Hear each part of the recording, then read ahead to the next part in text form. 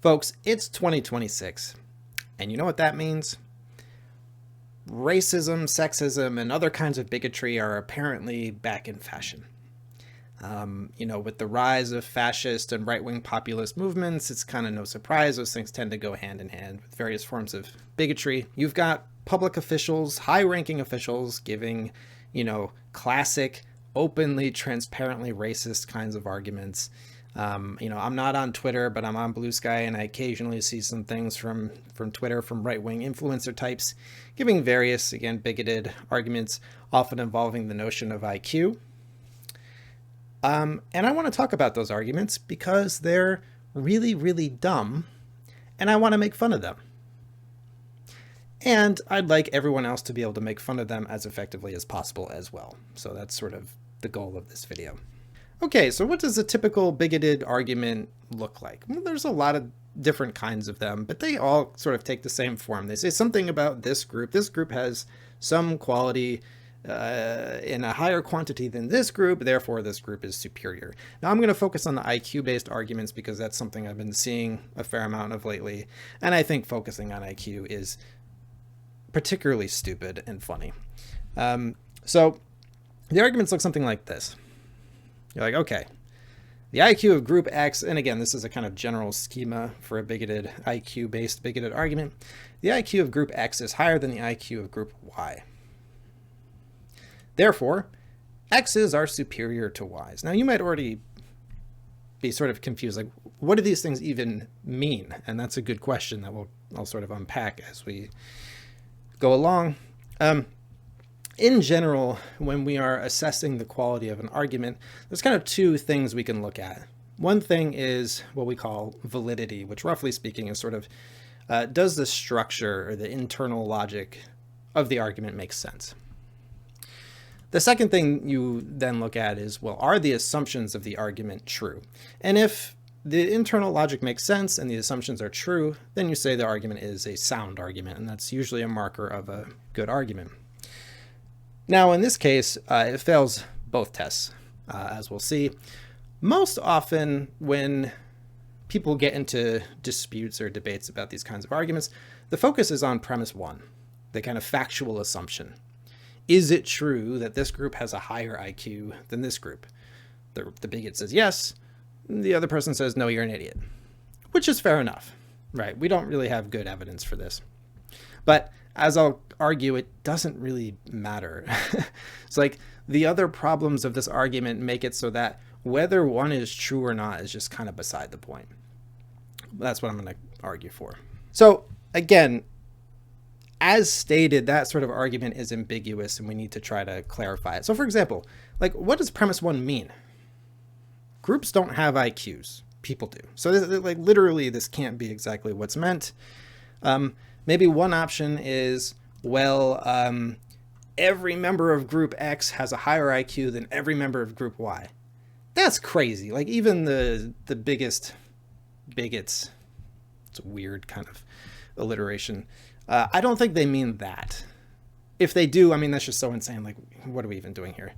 I mean, what are we doing here? But I'm assuming it's not that. I think what they mean is some statistical claim about averages.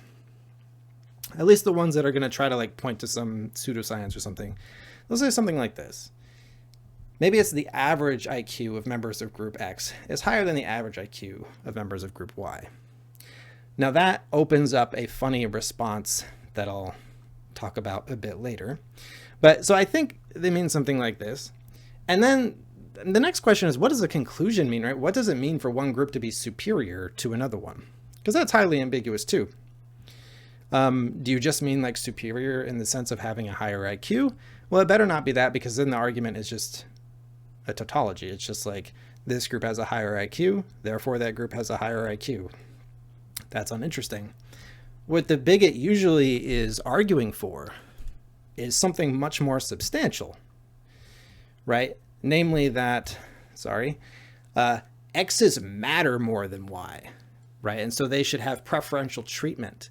And X's can treat Y's in ways that would be unjust if they were done to group X, right? So obviously in the history of bigotry, these kinds of arguments are used to justify conquest, genocide, the worst kinds of things, right? So you go from some premise about IQ to some pretty wild premise about the kinds of the moral status of two different groups, and therefore what kind of treatment is justified. Now, this is obviously invalid. Just as a matter of logical form, you cannot go from a claim about IQ to some conclusion about moral status, right? So as the argument stands, it's just silly. You don't even need to worry about whether premise one is true. Now, when you have an invalid argument like this, and you have some logical jump from one premise to a conclusion, you can always ask, well, what premise would we need to fill? Like, what is the bigot thinking? Like, why would they say that? And clearly what they have in mind, the hidden assumption, if you will, is this idea that moral status is a function of IQ. So IQ is this really important moral quality, which is funny. That's a stupid thing to think. So in other words, it must be that the higher your IQ, the more superior you are. So like moral status just, is along this continuum that is just a function of one's IQ. This is, again, I've been emphasizing this, but this is really stupid. And do they even think that? This is the question, right? Like, are they even internally consistent? Because if they did, do they think that people who are smarter than them can like do all sorts of unjust things to them and it's fine because they're superior? It's not clear. This kind of idea would, again, it's not about race anymore. You've set up a situation where you've justified the, crazy immoral treatment of people with lower IQs by people with higher IQs, regardless of race or gender or anything else. So do they think that? And you might ask the question, well, what does confer moral status, right? Like, and this is a deep and interesting philosophical question. You'll encounter it, for instance, in the literature on human rights and the foundations of human rights. And there's disagreement about this. Often philosophers will start from the question like, well, what's special about human beings? What separates them from animals, if anything does? And standard answers are things like personhood, where personhood's a pretty robust kind of thing. Maybe it involves, rationality, the capacity for morality, or sentience, the ability to experience, to suffer, or to experience pleasure is another answer. No one says IQ. No one defends that idea because it's ridiculous. And so one of these problems I've pointed out then, like, if you care about IQ, why focus on race? You could pick out groups any which way you want, or, sex. Why care about those things? Obviously, it's because you want to get a certain result. But, if we follow that line, why not think just the group of the people with the 10 highest IQ should rule the world and they can do whatever they want to us? Like, what are you talking about? I don't think they would even accept that. And actually, I want to pause here. I'm going full cam. I want to have a short rant on IQ. Really what I want to say here, who the hell cares about IQ? No, really. Like, what normal adult person cares about IQ?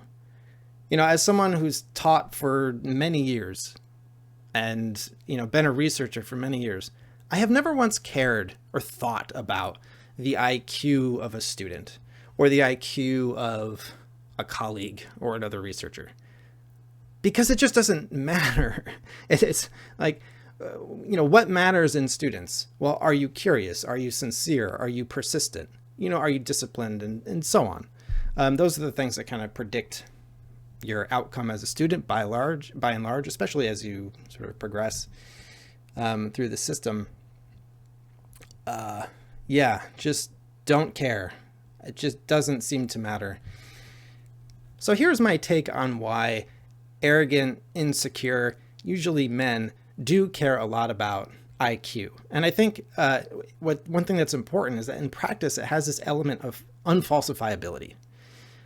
You can just make up a number. You'd be like, yeah, my IQ is 140. What can you do about it? If maybe you've taken a test, maybe you haven't. If you have taken a test, you usually do that in private and you know the score and other people don't. So you can just say whatever. But even deeper than that, you get people like, how do we know that people are smart or interesting? Well, they write or they say smart and interesting things. Like, that's how you communicate that. You do intellectual things. So you have people who have like no intellectual interests, don't challenge themselves intellectually, and just aren't engaged in that sort of thing. But apparently you can still have a high IQ, even though you might talk and act like an idiot. So like, what does IQ do then? Is it just this epiphenomenal property? Is a technical term for something that makes no difference in the world? It's this kind of like secret power you can point to, and it's this invisible property. So everyone's like, well, okay. Well, shit. I mean, did you see? He said he's got a 140. Better take him seriously. I don't get it. It's sad. Like seriously, if some adult were to talk about IQ, either in themselves or other people, you've told me by saying that like, I don't really want to talk to you because you're either a big weirdo or you are not interesting. Like, I'm sorry. Like, I just can't imagine caring about that. All right. I just wanted to give that rant. I think rants are important. So there it is. Okay. Anyways, one other funny thing. You know what? I'm going full cam for this too. This is a quasi rant. One thing that cracks me up about people who make racist or sexist arguments on the basis of like, well, my group, like maybe men on average are smarter than women or they're stronger than women. Why does that make someone feel good?